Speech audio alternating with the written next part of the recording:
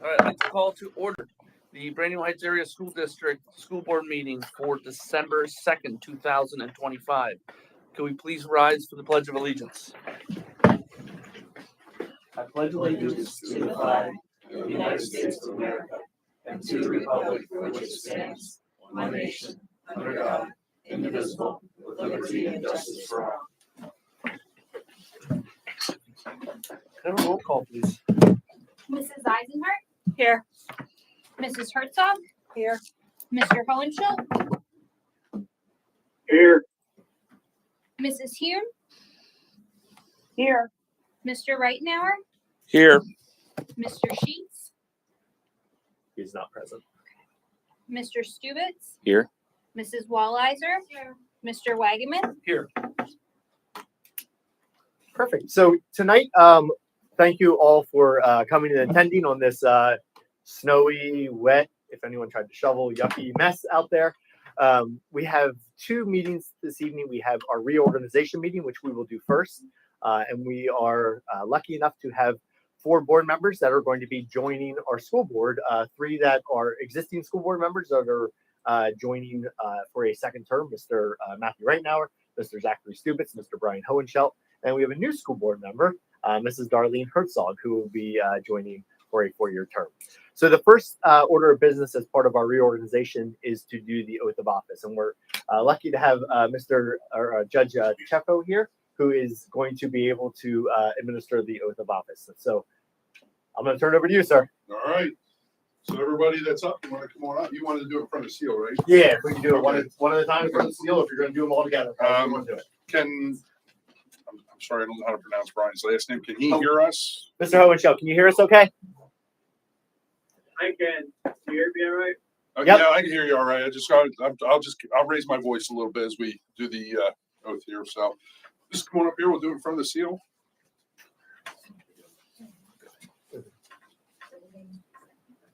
I'm assuming everyone doesn't have a problem swearing to this, right? Okay. All right. So if you could raise your right hand for us, please, and repeat after me. I, and state your name. I, Matthew Reitens, do solemnly swear that I will support, obey and defend the Constitution of the United States and the Constitution of this Commonwealth, and that I will discharge the duties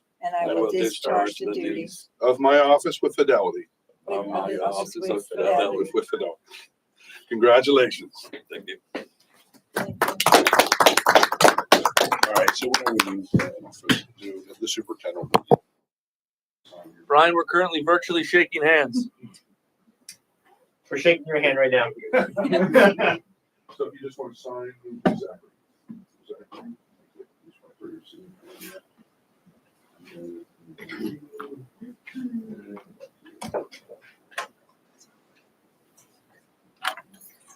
And then you can take care of Brian getting this. Yes. Yeah. And then you need a copy of that.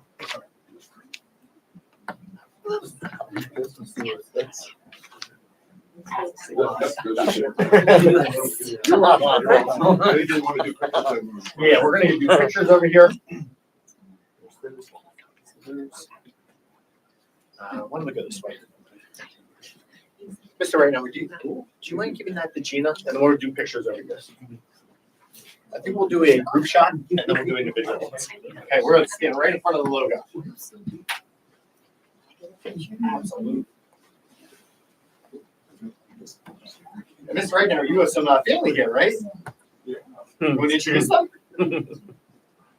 Yes, that's my mom, Debbie, my dad, Jerry, and I would gladly like to say thank you for working the polls all day and helping me out for the election. You were a big part of my success, so I want to say thank you. And then my wife, Emily, she was very supportive the whole time, so I want to say thank you for her and thank you for coming out tonight. 4 years and 4 more years, right? Yes.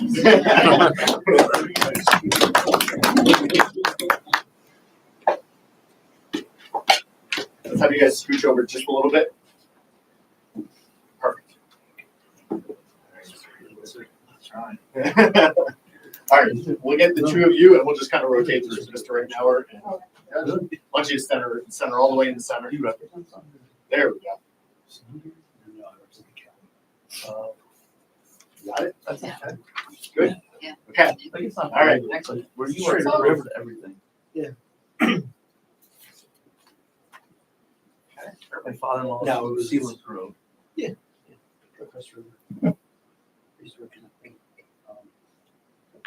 All right. All right. Awesome. Congratulations again. Good luck. Take care. No problem. Anytime. You got my number, so. All right. Thank you, sir.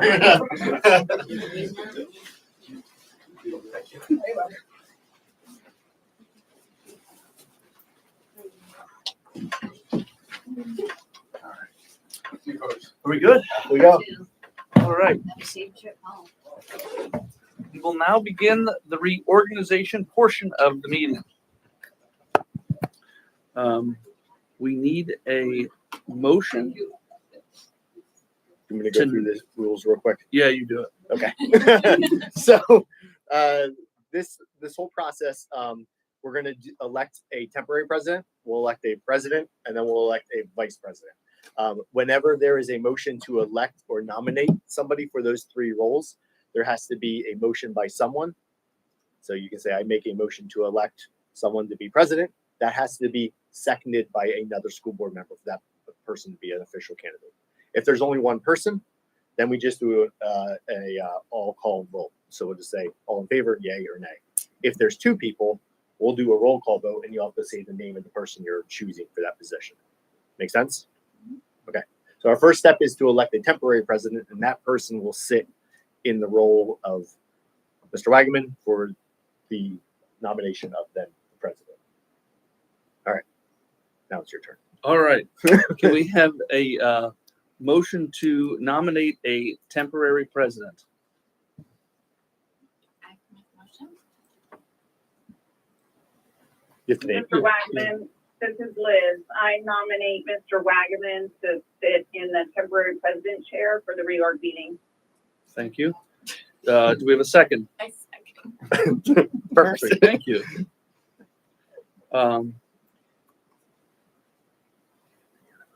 Any other motions? Hearing none. All those in favor of Mr. Wagaman serving as the temporary president? Hi. Aye. Opposed?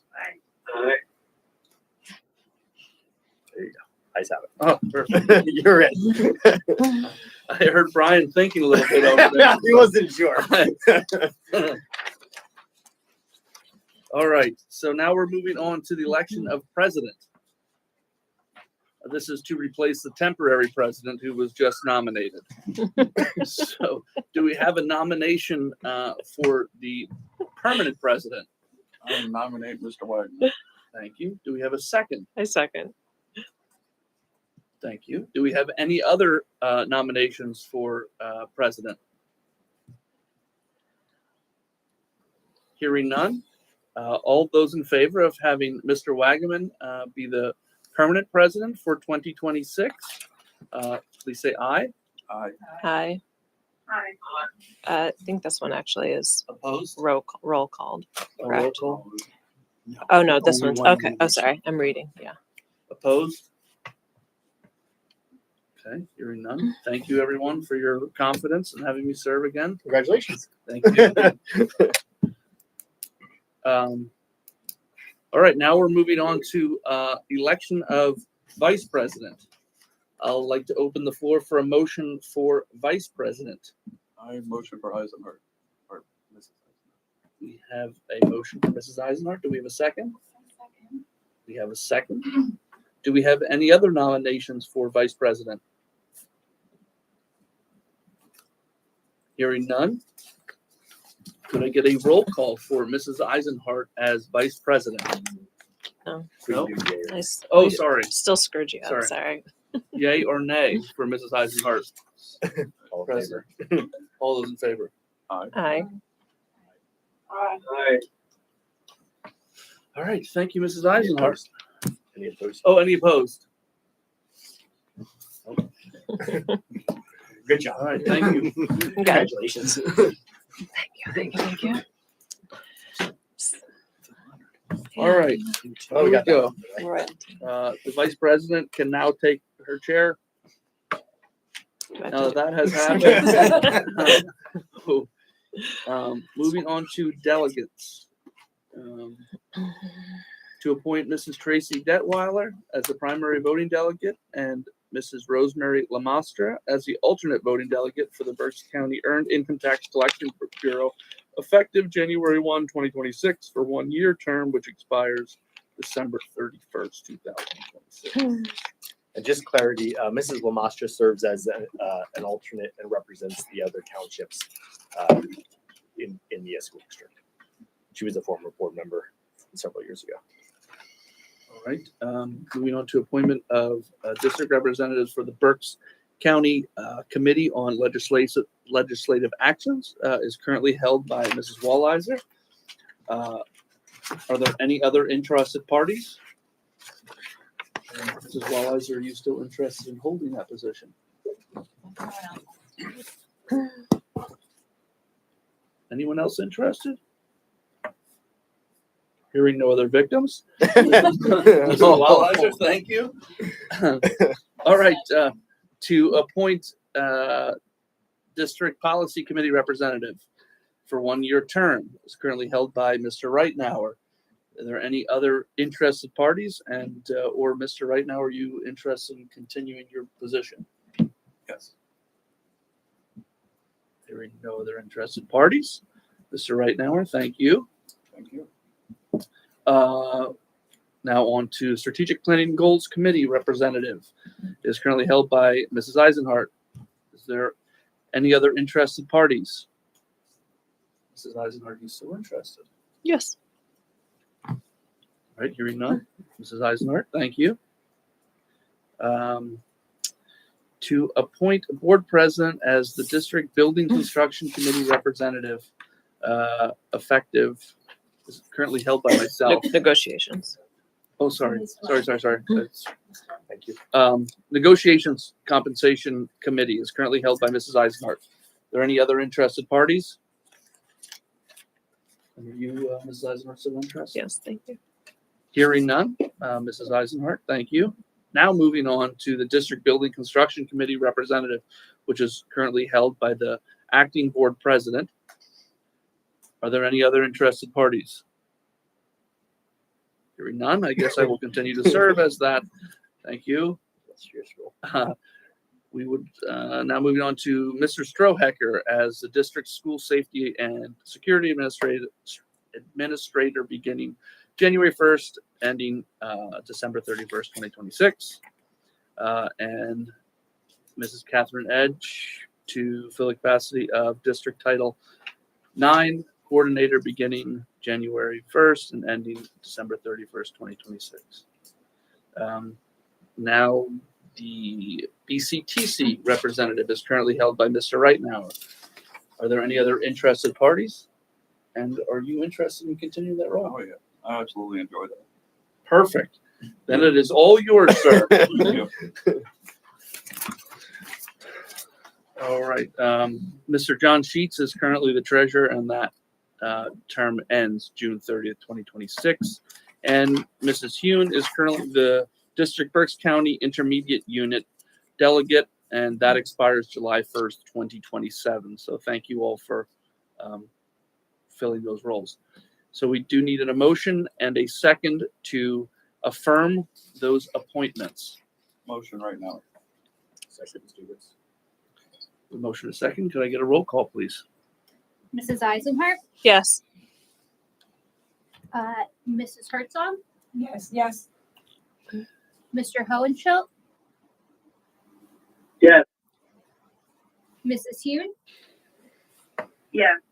Mr. Reitnauer, Yes. Mr. Stubitz, Yes.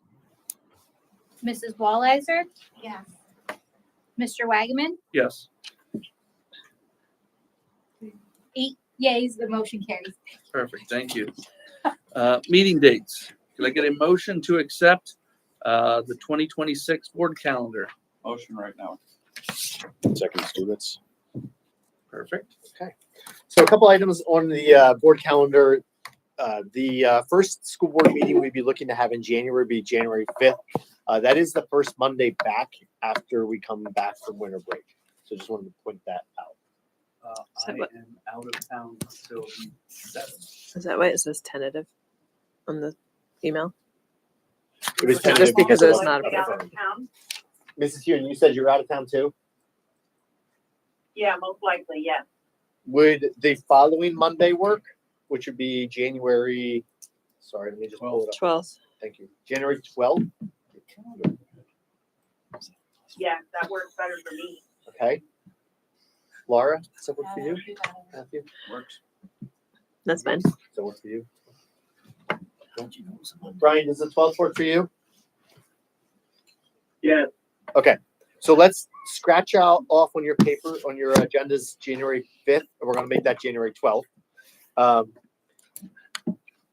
So the budget meetings, this is going to be a little tricky. Mrs. Detweiler is here this evening. Thank you for joining. As everyone knows, she's going to be our new business manager. Mrs. Herzog, you haven't met Mrs. Detweiler yet, but I did introduce myself. okay, great. She's officially going to be starting February 5th. We're hopeful that she'll get here before that if she's released earlier. So at this point, we're kind of keeping the same sequence as we did with previous years. I spoke with Mr. Sheets about how he would like to do the treasurer as a treasurer to some of the budget work sessions. We had done previously the budget meetings prior to the school board meeting, knowing that Mrs. Herzog, you're new coming into it, knowing that Mrs. Detweiler's new coming in as a new business manager, we thought we needed a little bit more time. We didn't want to rush the budget meetings. So the idea was to do a 5 to 6:30 p.m. for the budget meeting, and then we'd start our school board meeting at 6:30. So it'd give us that extra half hour to get through the budget items.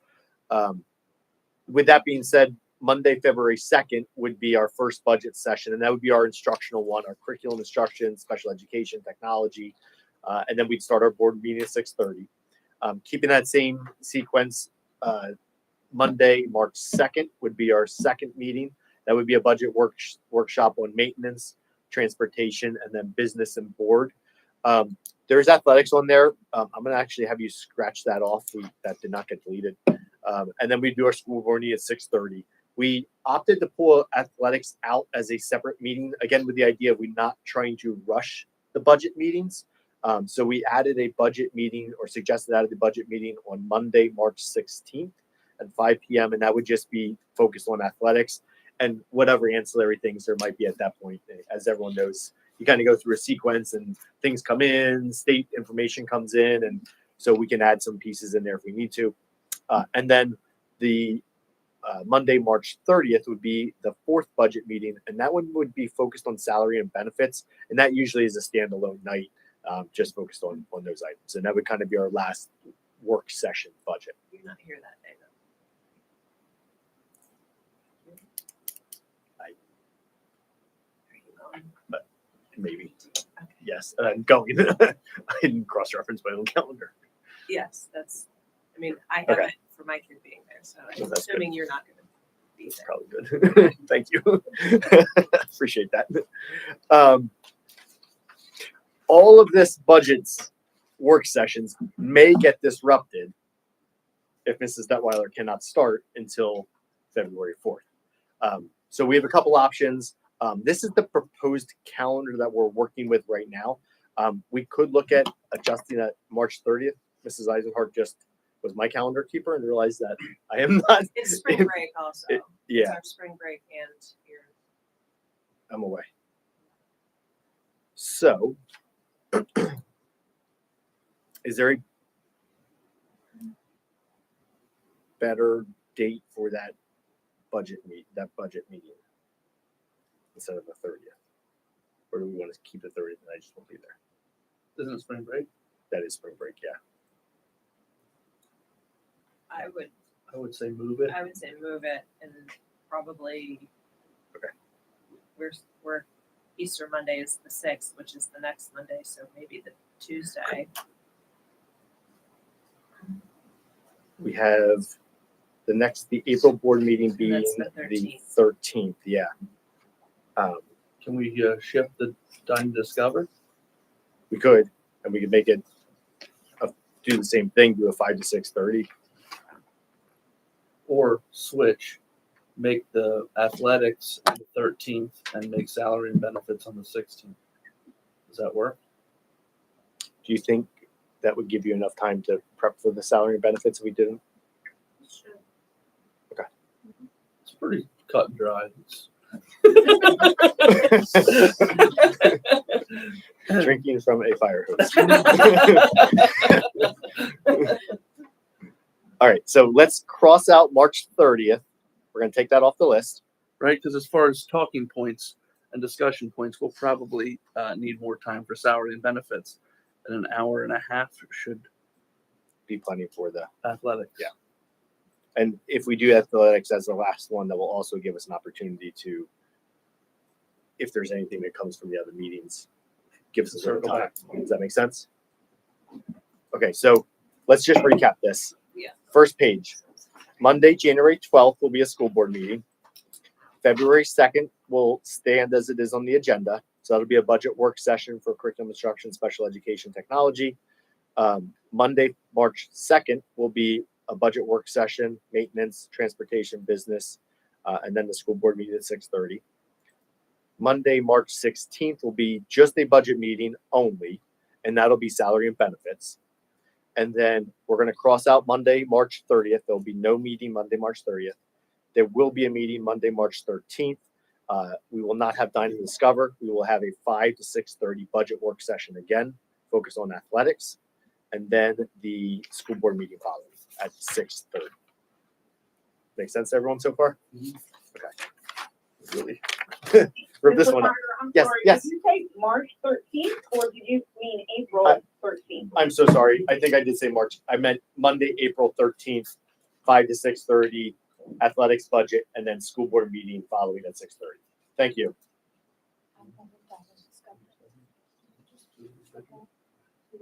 We're crossing up with that. Scott. Just eliminate that. Yeah. We'll replace it with that. Then on the back of your sheet, Monday, March 4th, or Monday, May 4th, is the school board meeting and the proposed final budget. And we have to have 30 days between the proposed final and the final. So our next board meeting with it for June would be Monday, June 8th. And that would be the final budget adoption. And then we'd have a hiatus over July. We come back together August 10th for a school board meeting. And then we would have another one. The Monday, September 14th is out of sequence, but that's because of Labor Day. So we bumped it a week to that Monday, September 14th. And then we kind of get back in our sequence. So Monday, October 5th, Monday, November 2nd, we do a Dine and Discover connected to that. And then Tuesday, December 1st for our school board reorganization. That is a Tuesday, just to put that on everyone's radar, similar to tonight, just because you have to do it that first week of December. And the budget for that Monday 8th, if we do hit a speed bump, we may have to move some of that around, correct? We may have to.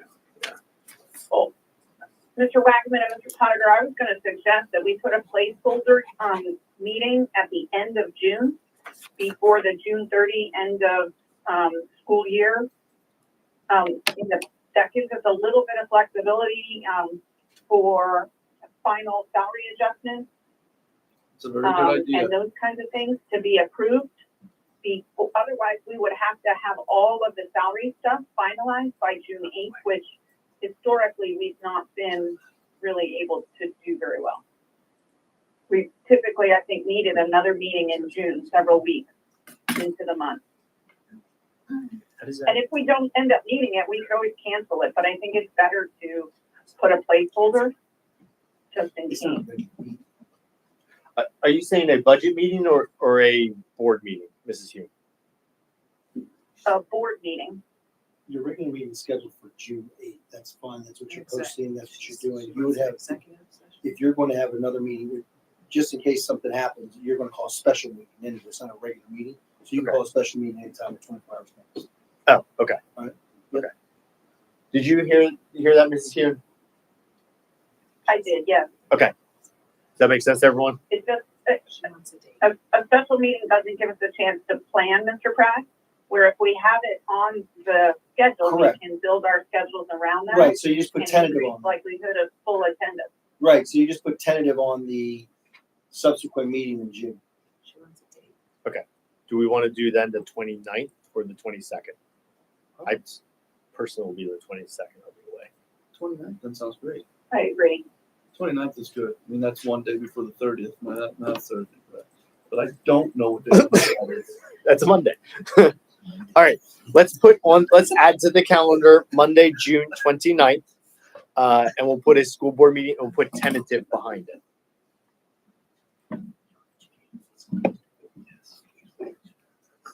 That just doesn't give your team any time to implement anything that would come out of that meeting. It has to be implemented by June 30th or July 1st. It really jams your team up, but Well, up to you. I mean, it would be shuffling numbers and approval. I mean, we would be approving at that moment. So anything that, what would you anticipate having to? Payroll, Would it be beneficial to? Yeah, well, let's put it on for the 29th.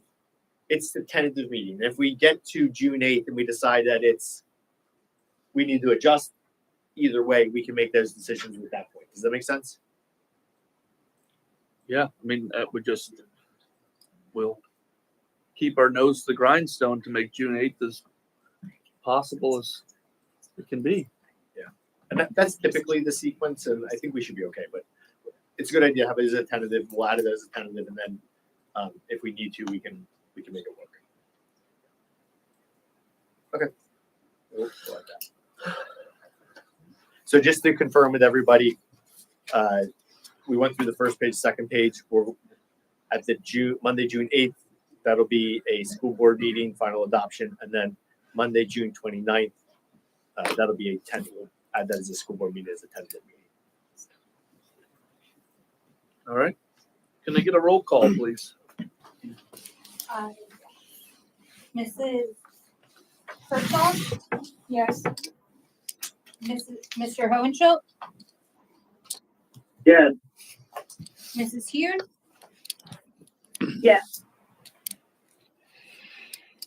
Mr. Reitmauer? Yes. Mr. Stubitz? Yes. Mrs. Wallizer? Yeah.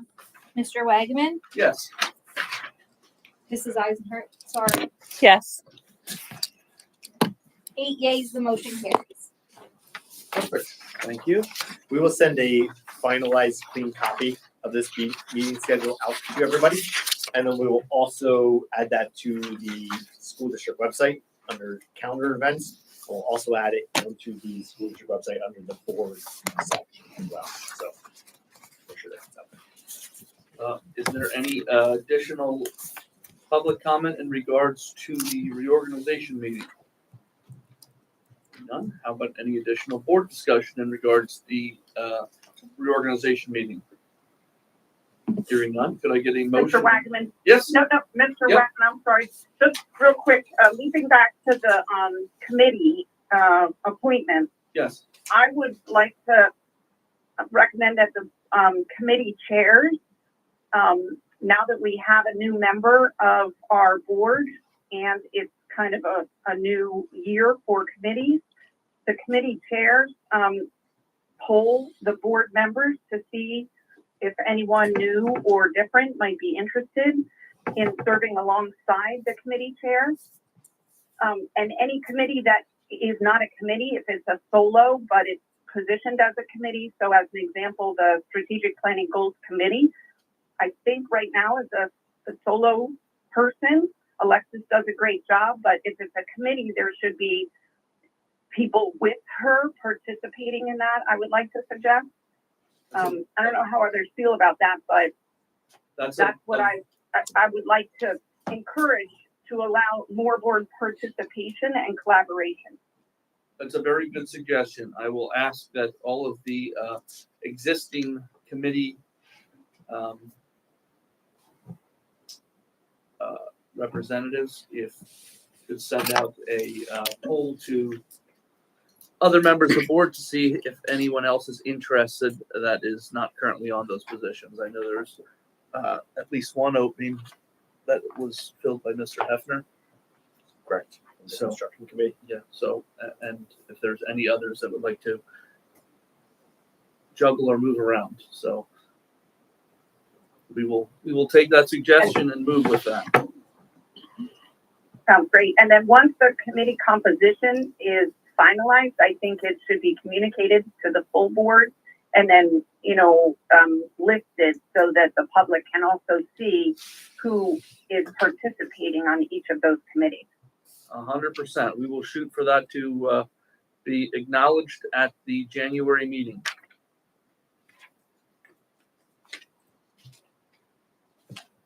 Sounds great. Thank you. Thank you. Any other comments?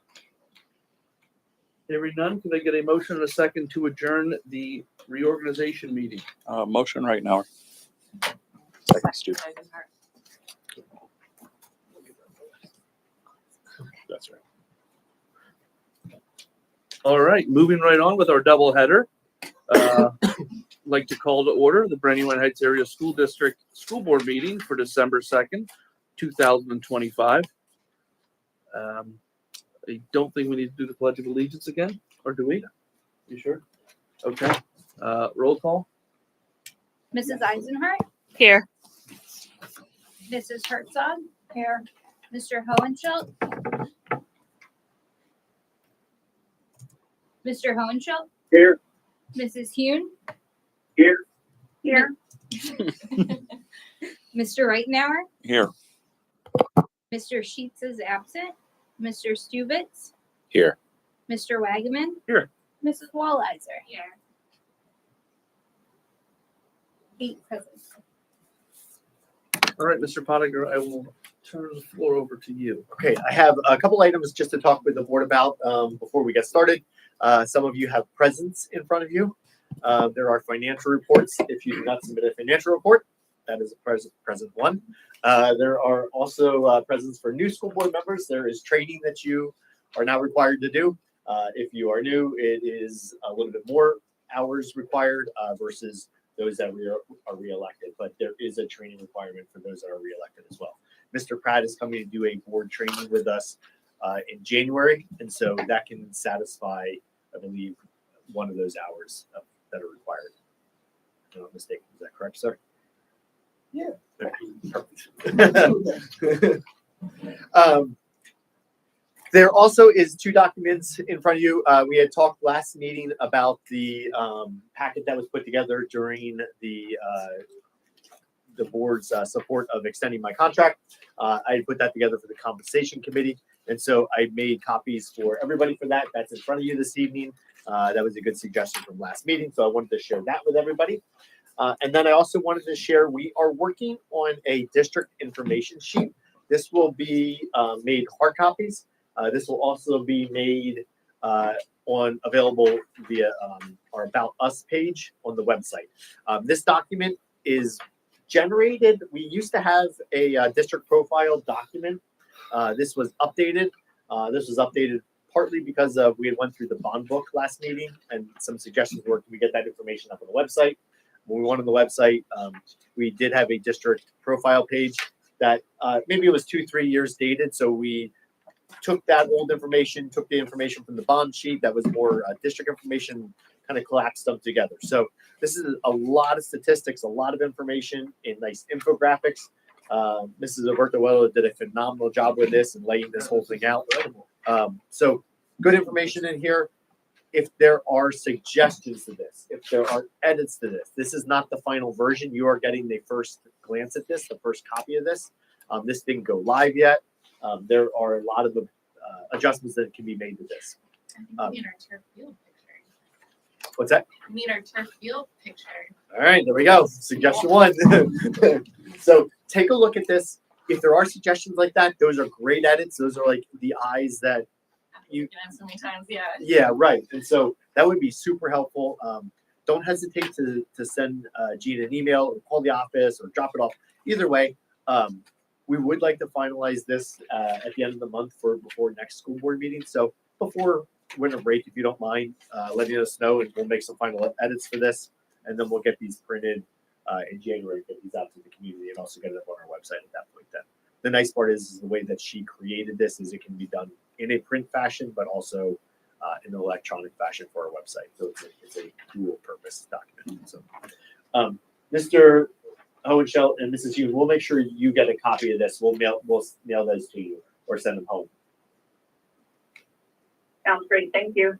Is there a way to, do you have an electronic version of it, like a PDF or something, or no? I do. I can send it over to you. Fabulous, thank you. You're welcome. Yeah, fantastic job on this. This is awesome. Thank you. Again, if there's small minor tweaks, if you don't like the font size, something needs to be. There's a lot of finicky editing that goes along with that, and it's just good to have other eyes on it. So please take a look at it with a critical eye. We won't take offense to it. We're trying to help make the best document for the district. Okay, so great job with that. Those are my public service announcements for the board. There are 2 obituary minutes that have occurred since last time, and so I'd like to take a moment to read 2 obituary minutes. The first one is for Mrs. Mary Ann Monahan. It is with sincere regret that we record the passing of Mary Ann Monahan, November 21st, 2025. The Board of Directors of the Brainerd Heights Area School District submits the following obituary minute and resolution. Where it is pleased Almighty God to call Mary Ann Monahan to her eternal rest on November 21st, 2025. And whereas Mary Ann Monahan served the district as a high school learning support teacher for 36 years, and whereas Mary Ann Monahan had served the school district with dedication and excellence until her retirement in 2015, and whereas the passing is marked by a deep sense of loss to her family and friends of the district, and where it be resolved that the Board of Directors of the Brainerd Heights Area School District take note of the passing of Mary Ellen Monahan by causing this obituary minute and resolution to be spread upon the permanent records of the school district this second day of December, with a copy sent to her bereaved family.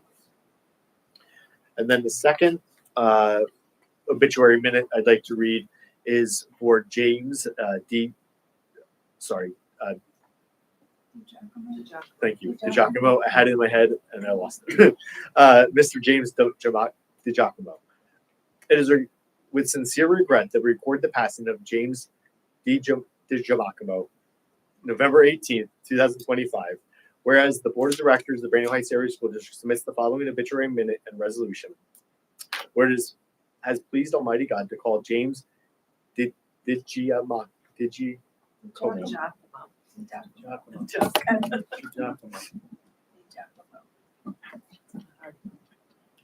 I practiced so many times in my office with Gina.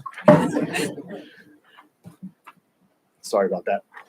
Where it has pleased Almighty God to call James DiGiacomo to his eternal rest on November 18th, 2025, and whereas James DiGiacomo served the school district as superintendent for 8 years, and whereas James DiGiacomo had served the school district with dedication and excellence until his retirement in 1986, and whereas their passing is marked by a deep sense of loss to their family and friends in the district, and where it be resolved that the school board of directors of the Brainerd Heights Area School District take note of the passing of James DiGiacomo by causing this obituary minute and resolution be spread upon the permanent records of the school district this second day of December, for the copies to be sent to their bereaved family. If we could just take a moment of silence for these 2 individuals.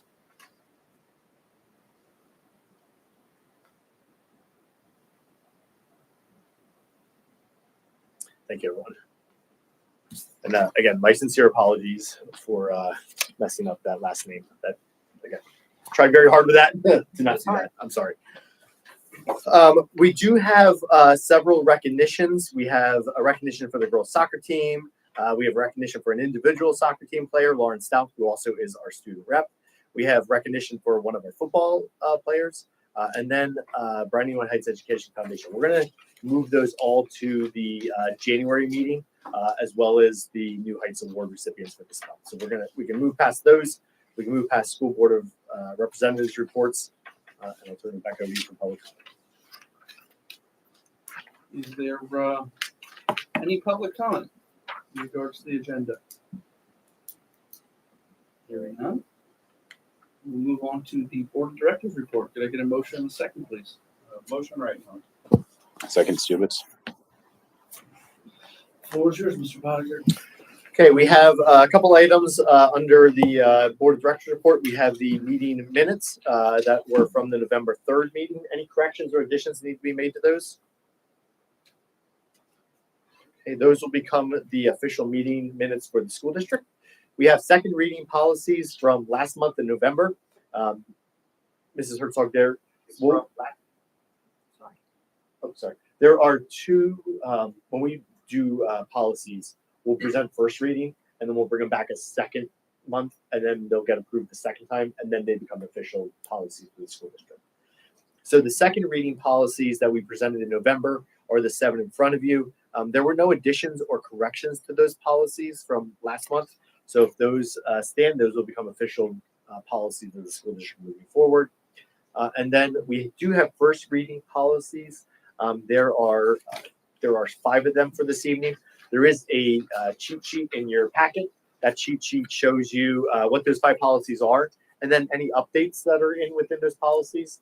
The 320 freedom of speech did have some adjustments that were in the PSBA model policy. Those were with recent legal court rulings that were embedded in the recommended policy. So we did adopt that PSBA policy for 320 freedom of speech. Political activities 321, there were no revisions and no policy updates from PSBA, so no changes there. Same thing 322, no changes in that policy. Under 323, there is some changes that happened there, and that change, there was a student version of this policy 222, and that included vaping. And so this 323 tobacco policy is more for staff and adults in the school district, and so that reflects the vaping as well. There is a 623 capitalization. There is a small change to this policy. This just notes that dollar thresholds that need to be done for getting quotes or going out and securing 3 bids as part of the state procurement law. And so that was never in the policy before. That is set in school code and by the state. So we did want to include that as part of our policy.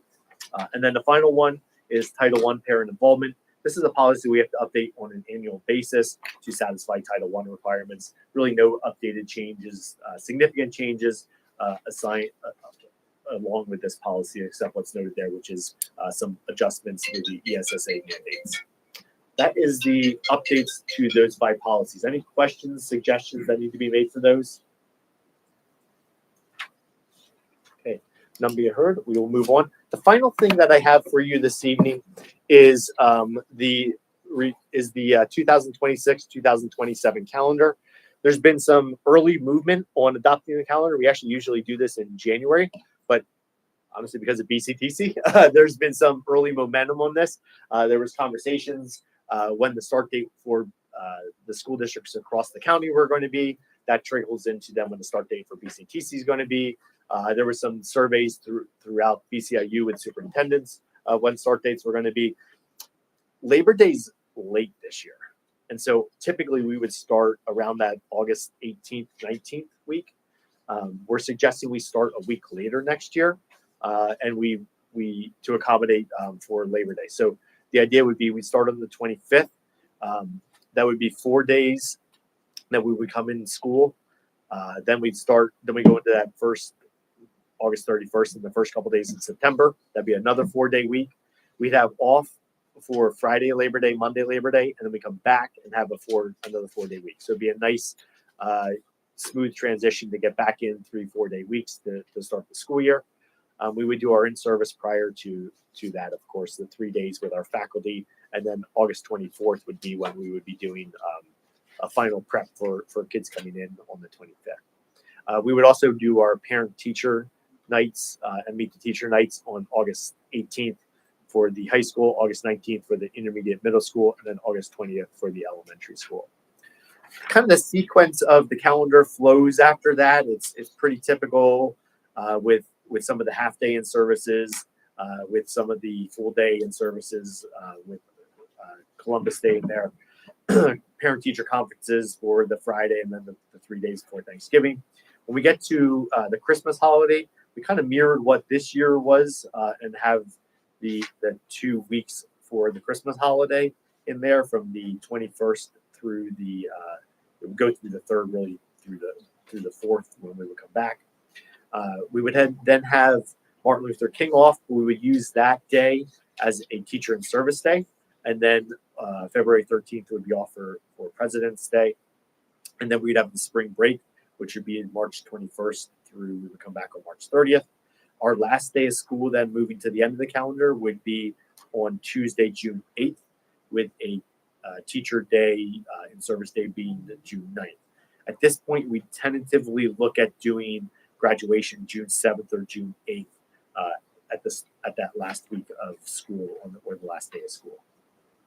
That is the recommended calendar layout. We've spent some time talking with our faculty about this as well, getting some insights into making sure, because it's kind of falls out of sequence of what we would normally be doing, and trying to blend what we had this year with that balancing that last week of school, that late start of Labor Day, and then that last week of school.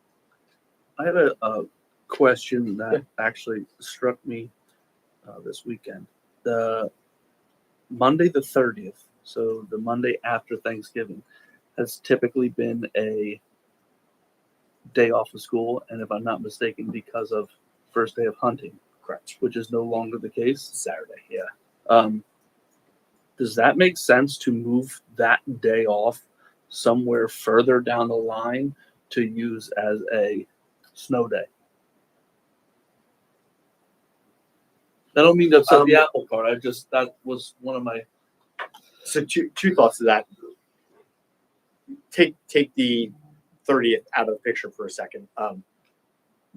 Usually we would do a virtual snow day. Obviously today was our first I think snow day since COVID, which we will end up making up most likely Martin Luther King Day in January. That being said, if that would happen again, that would be our sequence for snow makeup days. We would end up using Martin Luther King, President's Day, and then start going into spring break. So I'm not sure if it would be too beneficial to move that, because we do have some flexibility in there and latitude already. We can discuss moving that day off. If we would do that and we make that a school day, it would actually end. What we really struggled with this year was not ending the last day on a Monday, on the June 7th. So if you make that November 30th a school day, that would actually move the calendar back one day. And so that's a trick. That's a trick. And this random here, snow makeup days, I don't think you're gonna get anybody to come in June 5th on Saturday. And June 4th, we're already in school, so. It says snow makeup days. Thank you. Great catch. Thank you about that. Sorry about that. Thank you. Mr. Pottinger, to Mr. Wagaman's point, just if you did give up that holiday on the 30th of November, just kind of looking at the entire year calendars, the month of April doesn't really have any maroon days off. Right. So I don't know if you could tie in maybe, for example, Monday the 19th to extend that weekend for people, or I don't know, just a thought. I mean, you kind of don't necessarily want a random vacation day thrown in where it doesn't make sense, but that month of April does look like a tough month with no holiday. I do believe that there are a lot of families that still go hunting that first day. They'll be up in the mountains and come back. So I think that might impact student attendance if we would make that a school day. That would be my initial knee-jerk reaction to that. And I think some families also travel, not as many, but I think there are some that do. But we might talk to that. They won't be traveling in April. Not if we don't put a date there. No, that's fine. Like I said, it was just one of those things that I knew historically. That's why that date Yeah, was it there, was. and Absolutely. those laws have changed. So that's The other school districts around still have that off. Yeah, most do. so we don't. Leave the apple cart where it is. Hey. Hi, sir. So. Okay. Okay. Sorry. All right. So that is the proposed calendar then, minus the snow makeup day that would be changed from June 5th to June 7th. Thank you for catching that. You don't know how many eyes looked at this thing. I missed that. So thank you. And Well, yeah, it's June 4th, we're already in school that day, right? It would be June, It's June 7th. It's June 7th. June 7th. Yeah. that's a Monday. I think that is all the agenda items. On to committee reports. Perfect. Mrs. Hume, BCIU.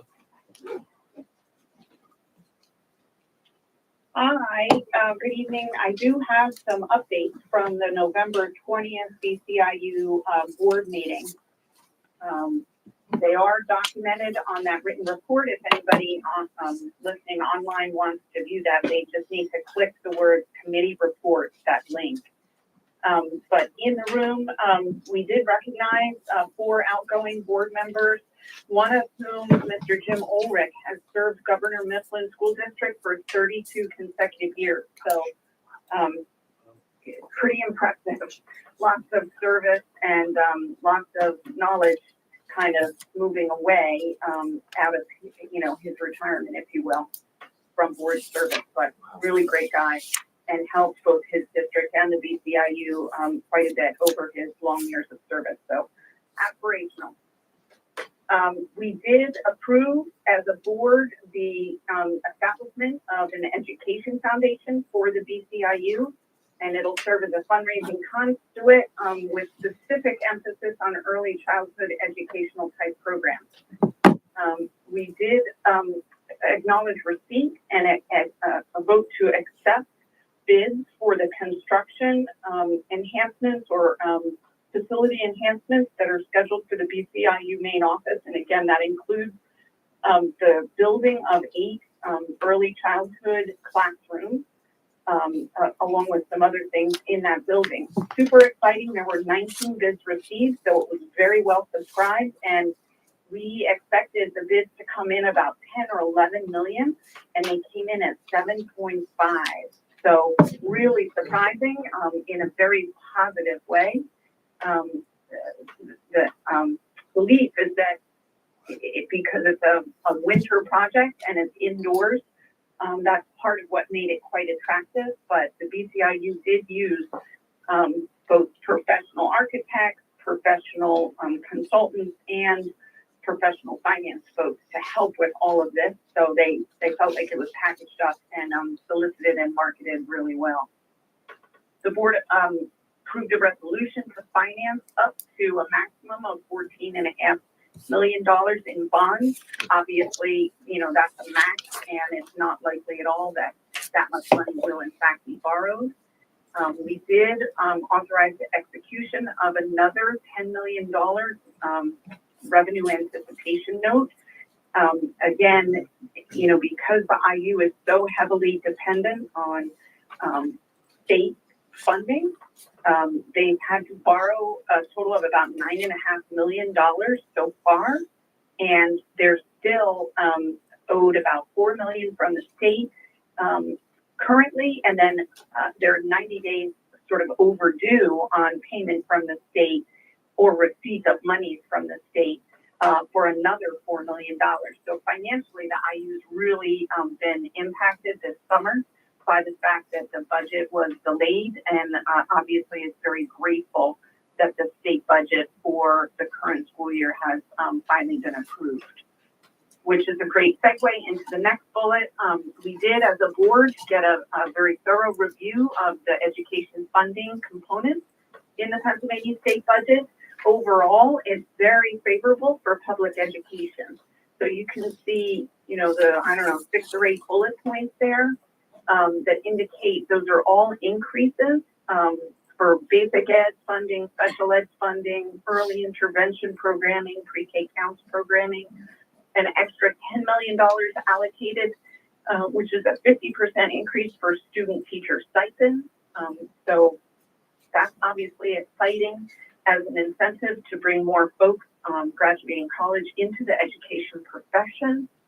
Lots of other increases, some flat funding categories, which was a little bit disappointing for things like school safety and mental health and career and tech ed, and then dual enrollment. So those were things that obviously we're very in favor of that didn't get increases. Funding for cyber charter transitions was eliminated. That was $100 million. And then it's very likely that up to about $178 million could be saved by Pennsylvania's public school districts because of the way that PDE 363 tuition formula for cyber charters has been modified. So overall, very good news finally for public education in the state of Pennsylvania as a result of the approved budget. One final note, we did as a board approve a compensation and benefits plan for Head Start. That's 3 employee groups and about 120 people. Are there any questions about anything that I reviewed? Does it make sense to everybody? Okay. The Sounds next good. meeting of the BCIU board isn't until January. We typically waive, if you will, the December meeting. So next meeting will be Thursday, January 15th in the new year. Thank you. Thank you. Thank you. All right, Mr. Reitnauer, BCTC. BCTC, first I want to start out by thanking all of you for letting me represent us at BCTC. I absolutely love it there. Dr. Stauffer, Dr. Hackman, the whole staff over there is absolutely amazing. The culinary arts students, best cooks I ever met. So I enjoyed that a lot too. We did not have a meeting in November. Our next BCTC meeting is our JOC reorganization meeting, December 11th at the West Campus. And that's everything. Thank you. Did you say December 11th? Yes. At the West Campus. Thank you, sir. Guess we'll skip over Miss. No report. No report. Cola, Mrs. Walliser. Good evening. So Mrs. Hune stole all my thunder with all the good news about the funding for education. It was nice to hear some positive news coming out of Harrisburg. One thing that also caught my eye was an additional $100 million for mental health and school safety, which I thought was important. The 2026 Advocacy Day was announced as being tentatively scheduled for May 4th, 2026. And our next meeting is April 14th with Hannah Barrick at PASBO. Mr. Patino, was there anything additional? No, I think that's a good summary. Like I said, you've got our You're right, thunder. she got it all Good job, covered. you two. Alrighty. Mrs. Walliser, I thought you might talk about that advocacy piece. Sorry, I didn't mean to steal your thunder. I was thinking the advocacy piece. Let me see if I can find that one-page handout. It said COLA on the top. That's why I didn't go there. Yeah, Andrew actually printed that out for all of us, so we do have a copy of the advocacy Got it. Okay, flyer. sounds great. Thank you. All right. You're welcome. Moving on to Policy Committee, Mr. Reitnauer, the floor is back to you. Just please refer to the agenda. Awesome, thank you. Strategic Planning and Goals, Mrs. Eisenhart. All of the subcommittees for the strategic planning met the second week of November. There's no meetings in December, and then the subcommittee meetings will resume in January. And do you want me to keep going? I would love that. Negotiation, Okay. conversation. Our committee started the initial meeting for the Act 93 agreement. We had a meeting on November 17th, and our next meeting is December 15th. Thank you. Building and Construction Committee, Mr. Potiger, I will turn that over to you. A couple items. The building construction committee met on November 25th. There were a few items that were reviewed. The high school stadium project. To start with that, the press box multi-purpose building. The building grounds team is installing drywall. We also are doing Moyerns or Comfort is doing the HVAC system in there. The scoreboard sound system, evaluating the potential of repositioning the speakers. At this point, we're going to hold off on doing that recommendation. The stadium track is now painted. The track is now painted. There was a slight mishap with that, where the line was printed in the wrong spot, so they had to fix that. With that fix came a warranty to ensure nothing was going to happen to the track integrity down the road. The committee also evaluated adding new bleachers to the project. That originally was in the project scope. It got pulled out for cost. Now that we've used the track and stadium for a season, the stadium seats are very tight and they're very limited to the amount of space. So we evaluated a 770 seat option. It comes at a cost of $170,000, which is actually significantly less than what the initial bid was and quotes that we've received earlier. So it is a good number. We're going to continue evaluating some other options before we come back with a final recommendation to the board for that. If that would happen, we'd end up using fund balance to cover that. The high school athletic stadium fence gate near the press box. Some modifications need to be made to that, and we're investigating what those final options are going to be. Switching over to the woodshop greenhouse expansion at the high school. The completion date is still set for middle of February 16th. They're going to be working on roof installation December 18th. They're also evaluating a storage shed at the high school. We evaluated some, actually sticking the shed there, and look to go more of a permanent structure route. And so we're evaluating some options there. And then a couple final items. The land that was purchased across from Dollar General a little bit ago, we're looking to put that as a more of a maintenance area. And so we're evaluating partners with an engineering firm. We have one quote so far from a seller. We're looking for a second quote currently to compare costs for that. We also are in the process of reinstalling gymnasium lights. That project should occur this week. That project is in desperate need because basketball season has started. And right now, there are a significant amount of lights that have failed. Those lights were not put in too long ago. They're LED lights, but all the drivers are failing, and they're motion detected ones. And so they're not turning off, or they're turning off in the middle of games. And so the other day, we had a ref jumping up and down trying to turn lights on because it's so dark in that stadium. It's just not a good scenario. Can you add something to that? Yeah, While please. we're talking about electricity and lights. Yeah. When we are leaving the intermediate school after basketball practices, it is dangerously dark. It's very dim and difficult for parents to be backing out, and we have the boys team coming in at the same time. Mhm. And I didn't know if it would be possible to get a quote while we have electricians here for that. We'll definitely evaluate that, and I'll bring that back to the committee. We'll work it through that way. And That's a the good idea. same with sometimes we're at the elementary school, and a lot of the parents park in the back of the gymnasium there. Okay. And that has pretty poor lighting as well. So you might want to take a look at that. I don't think you guys may anticipate how much that's being used after hours, but Don't remember the reason, but I know when we went through the construction, we were not allowed to put lights back there. It's light pollution There for, was something It's back like- there. it's light pollution for the house, The reason the that house. the residents. We wanted to, and I know it was not allowed. It was not permissible. okay. So that was one I know we evaluated. I can go back and confirm, Double but check if there's another yeah. option, because that's not good either. it is.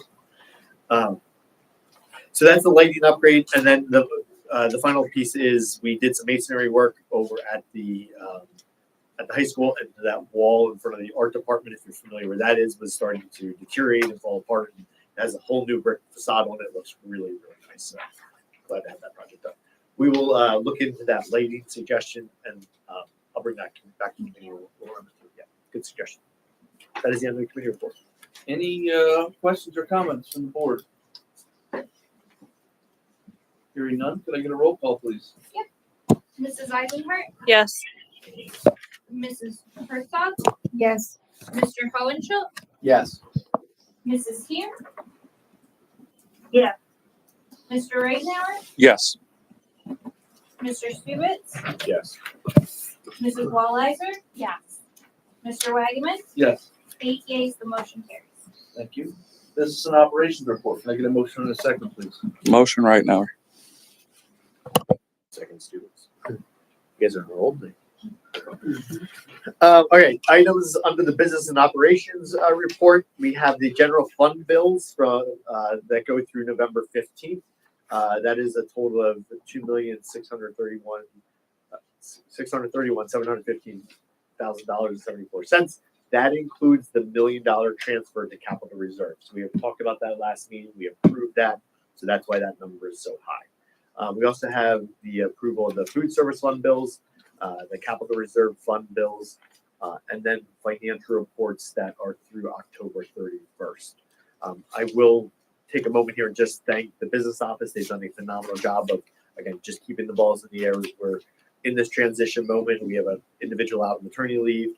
Mrs. Detweiler will be joining hopefully sometime soon, latest February 4th, and an interim business manager that's helping us navigate the process. So a lot of good stuff happening there. We have student activity. Oh, I'm sorry. There is number 4, and there is an investment schedule that's listed there. Under number 5, we have the student activity reports. And I just wanted to note that because it's August, September, and October.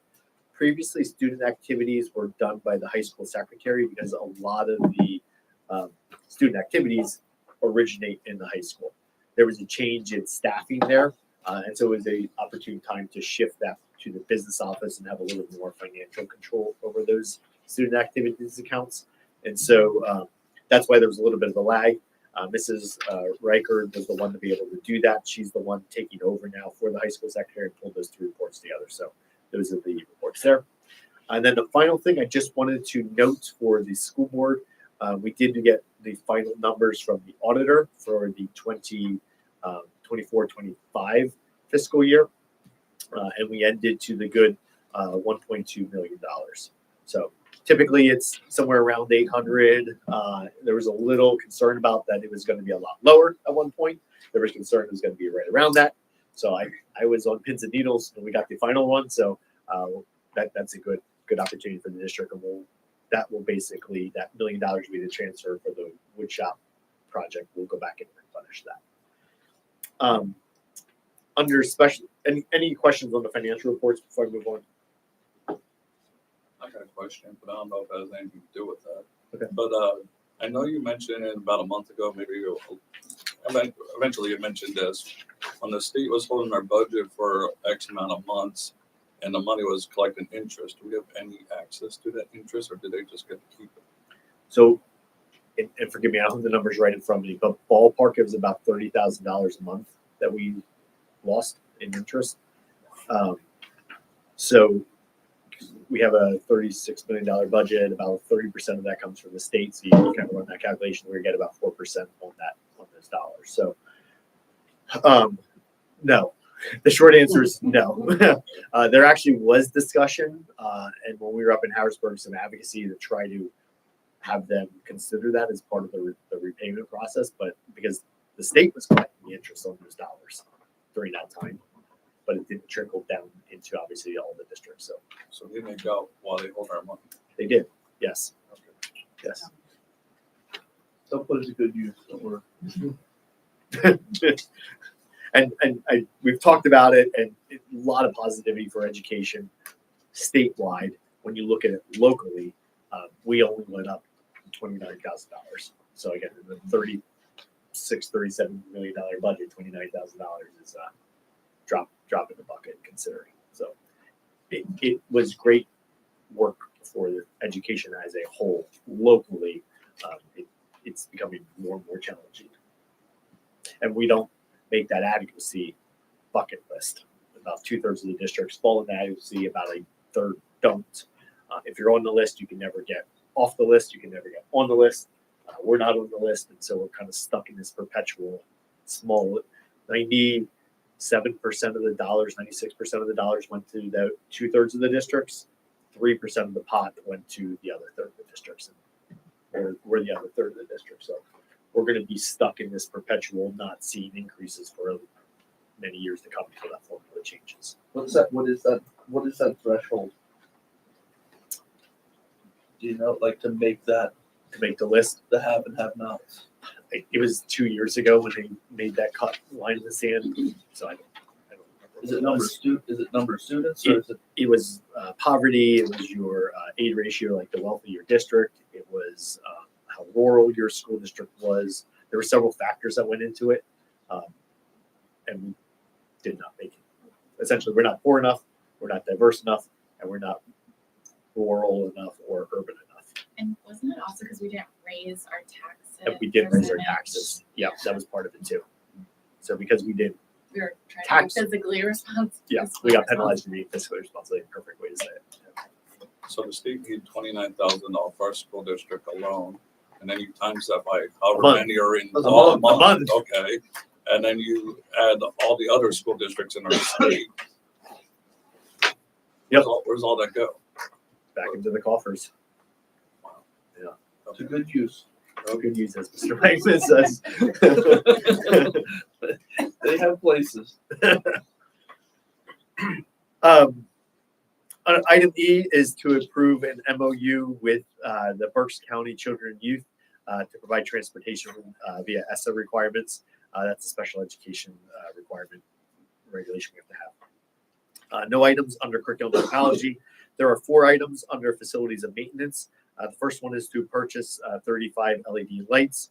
And the second one is to approve an agreement with Bieber Electric to install lighting at the high school gymnasium. That is what I talked about in the construction report previously. Item 3 and 4 go together. It is more updates for our equipment for winter weather that were budgeted items. The first one is to approve a cab for the Kubota tractor.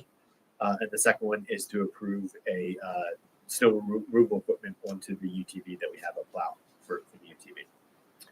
Item H is to approve the legal services for special education with Sweet, Stevens, Katz, and Williams. They've been our attorney for special education for several years. They did have a slight increase, essentially $1 per or $10 per hour for the 3 services that are listed there: non-routine matters, routine, and then legal system aids. And that is the end of the business and operations report. Any questions or comments? Hearing none, could I get a roll call, please? Mrs. Herzog, Yes. Mr. Hohenschuld, Yes. Mrs. Hume. Yes. Mr. Reitenauer, Yes. Mr. Stevens, Yes. Mrs. Wallizer, Yes.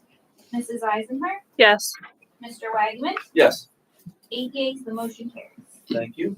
Superintendent's report. Could I get a motion in a second? Motion right now. You guys are on a roll. There are 3 items under superintendent's report this evening. One is to approve a foreign travel field trip to Spain, Barcelona, and Madrid with our Spanish teacher. That would be for 2027 from March 18th to March 25th. Tentatively, that looks like that will fall over some of the spring break time in there. The cost approximately right now is $3,399. There is a link in the agenda electronically to the EF Tours, who we be partnering with for that. And then under Superintendent A, there is some more specifics in there regarding that trip. Item B is to approve a club for class of 2032 student activity. That is a new class club that we'll be introducing as that student group matriculates through the system. And item C is to approve a collaboration agreement with Kutztown University, who's working on a grant. The grant would be to implement a K-12 mathematics specialist credentials program. And they've targeted the 4 local school districts, Toblahawken, Fleetwood, Kutztown, and Brandywine, to participate in this grant. So, Mr. Frieda, do you want to add a little bit to that? Sure. This is a very exciting opportunity for our school district. As we know, we have worked collaboratively with Kutztown University a number of years on their reading specialist program. They are looking for a math specialist program. This is not something that currently exists in PDE certification areas. So Kutztown is working, one, on this grant to approve this program, but then secondly, to add this as a certification area through PDE. So this would be a way that we have math specialists who are certified through PDE, especially when we look at, growing needs in our school district and in the county overall, state, nationally as well. So Dr. Tracy Driehaus, who I collaborate often with for student teaching, she's also serving on our strategic planning committees as well. She is writing this grant in collaboration with Kutztown University, and what we are looking as being one of those liaison schools, as Mr. Pottinger shared, along with 3 other of the smaller rural districts in the county. Part of what that district resource umbrella is that Mrs. Connect will serve as a liaison to that grant writing process. So she will serve in a kind of leadership capacity, but also in a consulting capacity as well. We would also work with them as far as our student data that we're putting, again, nothing personally identifiable, but that we're able to assist them when, they are holding meetings here, that we would support our teachers going through this program and assisting them with anything that they would come out instructionally. So again, we would share our curriculum maps, things that are already publicly available. But this is a neat way that we can get in on the ground floor of this new program, should they earn this grant, and should PDE recognize this specialist certification, which we think could be tremendous help for not only our teaching staff, but for our students. Any questions on this opportunity? Great job. Thank you.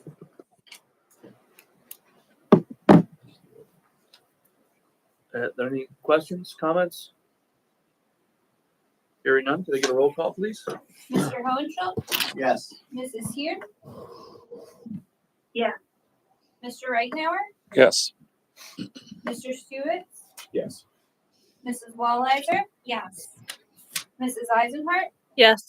Mrs. Herzog, Yes. Mr. Wagman, Yes, 8 yeas, the motion carries. thank you. Personnel report. Can I get a motion in a second, please? Motion right now. All right. A couple items under personnel report this evening. We have a temporary change of assignment for Mrs. Jennifer Snyder. She is currently an elementary reading intervention specialist, and we're looking to have her be a temporary, essentially a dean of students role.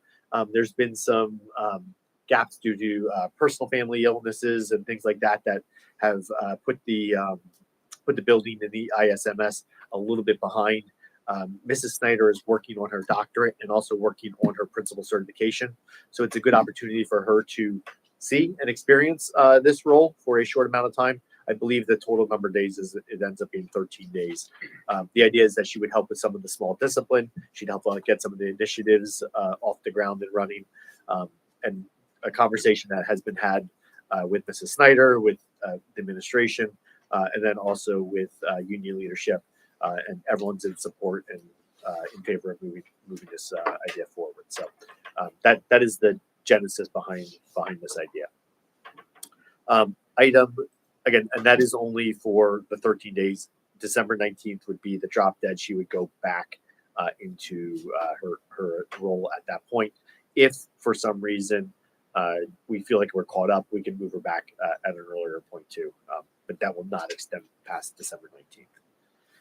Some appointments on here. We have the recommendation to approve the appointment of Mr. Rodenbow. He is going to be our new maintenance technician, replacing Mr. Roth at $22 an hour. We're excited to have him joining the team. We also have the to ratify an appointment with Miss Seppes. She is going to be the 6th and 8th grade gifted teacher, as well as the English language arts teacher who is filling in as a long-term substitute. She'll be with us from November 24th through March 20th. There are the winter athletic coach recommendations and event workers that are proposed for this evening. And then we also have a leave for a staff member on maternity leave from March 4th through the end of the school year.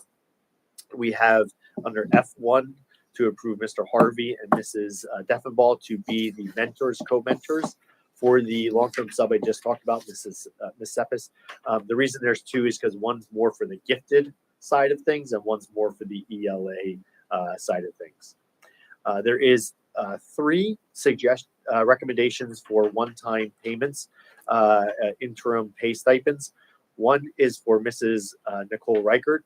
She has been supporting the work of the vacant accounts payable position until that new employee was able to begin, and that was for 48 days. And then most recently filling in for the accountant 2 position, who's on a 10-week period for maternity leave.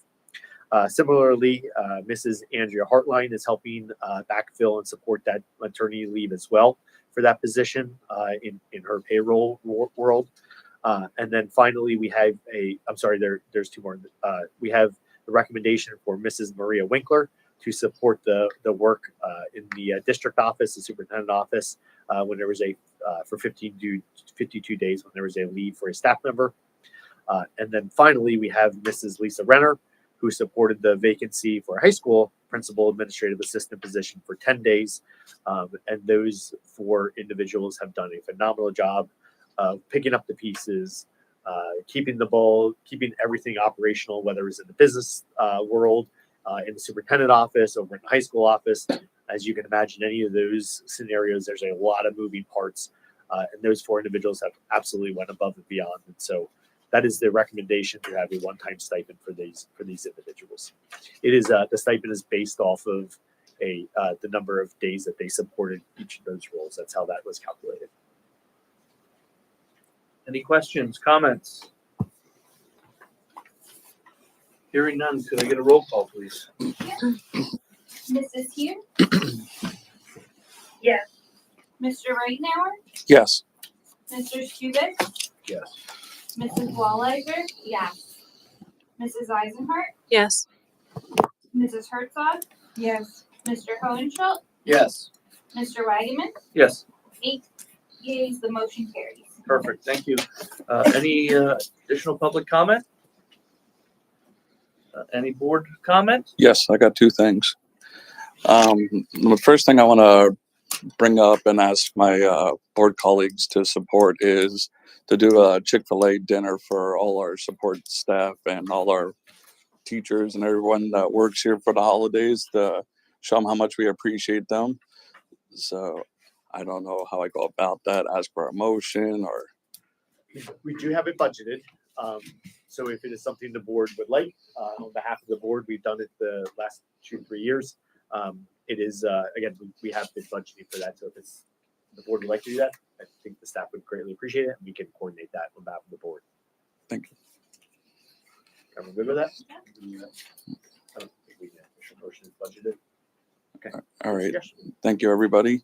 The second thing I want to talk about is, and I mentioned this a couple times in the past, I know a couple of board members reached out to me, is the whole archery club or archery team, however we want to pursue looking at going forward in the future with it.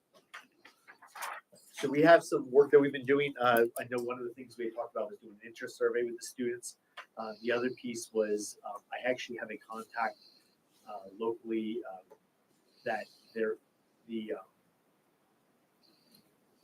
Topton Fishing Game Club they have a very strong archery program there, and so there's a potential that we might be able to partner some of our students up with that program. That is where our rifle team actually practices and uses their facility already. So yeah, was the survey already sent out? I don't know. I'll have to follow back up on that. Yeah, because that was like back in August when we asked about that. Yeah. I will definitely follow up and we'll get that out in December. Yeah, that'd be great. Thank you. Because I know it's not a PIAA sport, but I think it could fall under a category of a club or activity. And then they participate in competitions and Yeah. things like that. And I think there might be, again, I don't know for 100%, but if we could partner with someone that already has they do local, they do all kinds of competitions, indoor, outdoor competitions. Yeah. And so it might be a really good opportunity. I don't want to speak on behalf of them, but I will definitely make that contact. In fact, I have a contact, I was telling you, sorry, I have a contact on my desk to call that I had received right before Thanksgiving. So I'll definitely make that call. All right. Thank you. And how's your esports team doing? Like, wasn't there a time that there was not a lot of participation? Has it gotten I'm not sure if you know a ton of where we are with esports. I know that the program here is going really well. I guess. Yeah, the high school one, I don't have a great pulse right now, and I apologize. I can find No, out that's more okay. I was just information. curious now that we're talking about. But I know clubs, Mr. Reed comes over, and then our new STEM teacher here for the elementary school and the intermediate school helps partner, and they partner together, and they're an active bunch, and it's great to see it. They're in the hallways, they're anxious, so anxious when they come, and then they come, and it's a good opportunity. But I have got it. That's fine. Yeah, no. Any other questions or comments? I just want to congratulate all returning members and congratulate and welcome our new member. I look forward to working with you guys in the upcoming year. And they're not normally this short. Oh, brace yourself. Brace Pack a lunch. You got your yays and nays right. You did a good job. Eyes. Could I get a motion Yes. in a second to adjourn, please? Thank you, everyone. I hope everyone. everyone has a wonderful Christmas and holiday. I'm sorry we could not do our typical Christmas event